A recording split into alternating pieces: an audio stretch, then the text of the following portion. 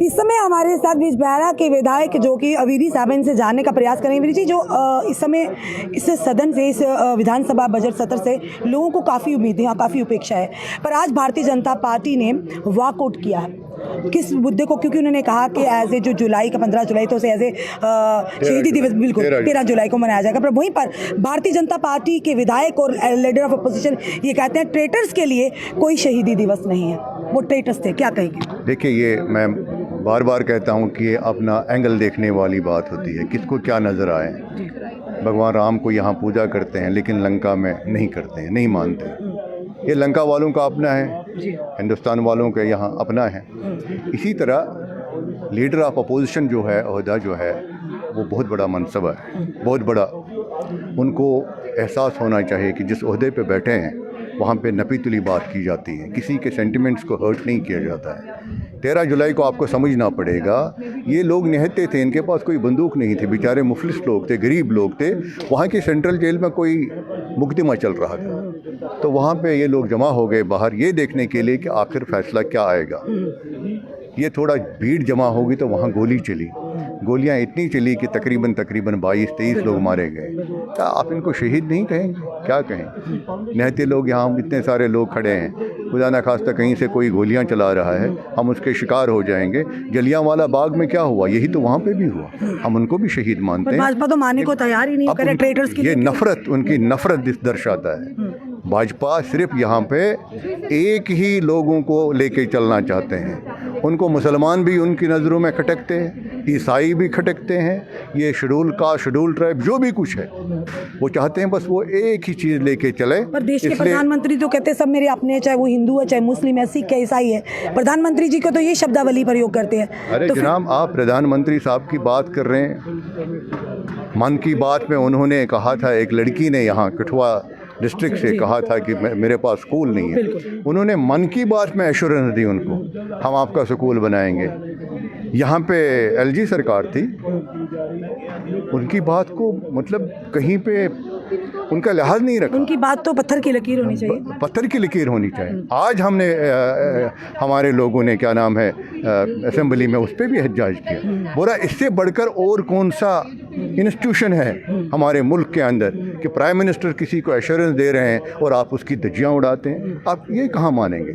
इनके दिमाग में जो खुद ही आएगा। मुद्दे और भी बड़े हैं। अगर बात करें जम्मू कश्मीर के लोगों के, खास करके हम हर बार बात करते हैं और हर विधायक से करेंगे, क्योंकि इस समय जो विधानसभा का सत्र लगा, लोगों को काफ़ी उपेक्षा है। खास करके हम बात करें अपने डेली वेजर्स की, 61,000 डेली वेजर के, जिसका 2014 में देश के प्रधानमंत्री जी ने भी वायदा किया था और उमर सरकार ने भी मैनिफेस्टो में रखा था कि 100 दिन के अंदर डेली वेजर्स को पक्का करेंगे।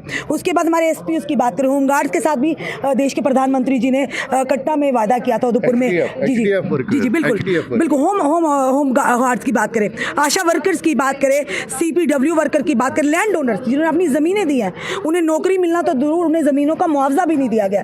ये मुद्दे आपको लगता नहीं ये मुद्दे हैं? इन मुद्दों से भटका जा रहा है, भटकाया जा रहा है। मुद्दे इन पर बात करने जिन पर जनता को उपेक्षा है और जिसका उमर सरकार ने मैनिफेस्टो में भी रखा था। आपको नहीं लगता इन मुद्दों पर बात होनी चाहिए, इन मुद्दों पर चर्चा होनी चाहिए? बिल्कुल, ये उनसे पूछिए आप। ये कहते हैं कि हम अपोजिशन एक मुस्बत रोल अदा करेंगे, ये सवाल आप उनसे पूछे। हमने तो पूछा ना लीडर ऑफ अपोजिशन से, वो कह रहे हैं कि करना चाहे तो उमर सरकार के खिलाफ सिर्फ एक होम डिपार्टमेंट ही बाकी सब उनके हाथ में है, वो कर सकते हैं, वो कर क्यों नहीं रहे?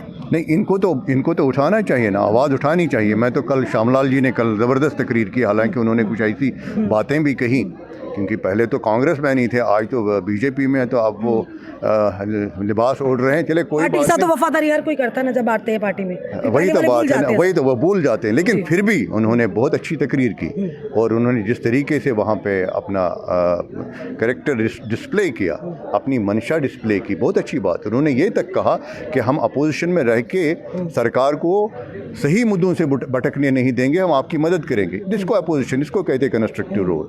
ऐसा इनको सोचना चाहिए। लीडर ऑफ अपोजिशन बहुत बड़ी बात होती है। स्टेटहुड के लेकर क्या कहेंगे सर आपको नहीं चाहिए क्या? नहीं, सबको चाहिए। बस वही हम भी बात करेंगे। आपसे बात करें, जब हम इनसे भाजपा के विधायकों से पूछा, उन्होंने कहा जब केंद्र चाहेगी, जब सेंटर चाहेगी, वही तो हम भी पूछ रहे हैं। मैडम, मैं कहता हूँ ये स्टेटहुड ही क्यों, जो हमको स्पेशल कैटेगरी, स्पेशल रियायतें मिली थी, स्पेशल स्टेटस मिला था, कि वो क्यों नहीं? वो भी हमने कौन से गुनाह किए?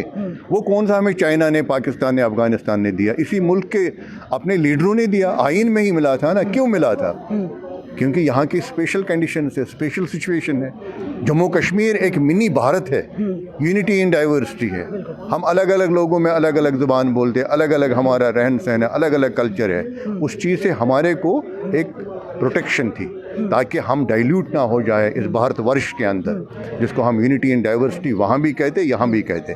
क्यों ना मिले? अगर आपने हिमाचल में रखा, नॉर्थ ईस्टर्न स्टेट्स में रखा, आपने कबायली इलाकों में रखा, आपने महाराष्ट्र के कई रीजन्स में रखा, 371 के नाम, 370 को ही क्यों डेमोनाइज किया जाता है? कल सही कहा मीर साहब ने कांग्रेस के, बोला यार अगर आपको 3, 7 और 0 से नफरत है, आप 436 पे रखिए, लेकिन रखिए। जी जी, हम कहेंगे 436, चलो 370 आपको बुरा लगता है। जो किया गया, कहा कि महाराजा जी के जो जिन्होंने महाराजा जी के साथ गलत किया है उनके लिए भाजपा के जितने भी विधायक थे वॉकआउट कर निकल गए।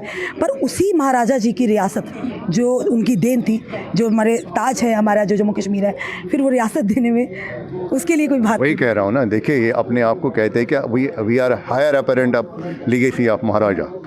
ज़रा इनसे पूछिए ना सवाल, जो 35A था स्टेट सब्जेक्ट लॉ किसने बनाया? महाराजा हरी सिंह, महाराजा बहादुर ने। जब उसको एहसास हुआ कि बाहर के लोग आएंगे और मेरे लोगों के यहाँ ऊपर महदूद वसाइल होने की वजह से, तो उन्होंने प्रोटेक्शन दिया आपको। और उसको, उस अमानत को खयानत ना करते हुए हिंदुस्तान के मायानाज लीडरों ने, जो उस वक्त आज़ादी के बाद कॉन्स्टिट्यूशन बना रहे थे, आज़ादी के दौरान उन्होंने उसको जूं का तो आपको 35A का प्रोटेक्शन दिया। इन्होंने उसकी धज्जियाँ उड़ाई। कल तो बात कर रहे थे श्यामलाल जी, जनरल जोरावर सिंह की। अरे भैया, उन्होंने बेशक कुर्बानियाँ दी, इस रियासत को कार आउट किया, डोगरा रियासत। आपने क्या किया? आपने तो इसके हिस्से कर दिए। आधा इलाका तो पाकिस्तान में है, आधा चाइना में है, आधा फिर आपने यूनियन टेरिटरी बनाई। आप कौन से हायर अपेरेंट? मैं कहता महाराजा की आत्मा को ना जितना दुख पहुंचा होगा पिछले 6 सालों में, शायद उतना कभी नहीं पहुंचा होगा। विधानसभा जो बजट सत्र लग रहा है, ये जनता की उपेक्षाएं काफ़ी पहले भी कहा जुड़ी हुई हैं। क्या लगता है एक दूसरे पर कटाक्ष कर कर, एक दूसरे पर इल्ज़ामात लगाकर ही समय बर्बाद किया जाएगा, या कोई काम भी जनता का होगा, या ज़रूरी है वो करना इन चीज़ों से हटकर? बिल्कुल इनको सोचना चाहिए, कंस्ट्रक्टिव रोल करें, क्योंकि हमारे पास महदूद वसाइल है, हमारे पास ये रिसोर्सफुल रियासत नहीं है। हमारे पास जो कुछ है थोड़ा बहुत उसी में हमने लोगों को लेके चलना है।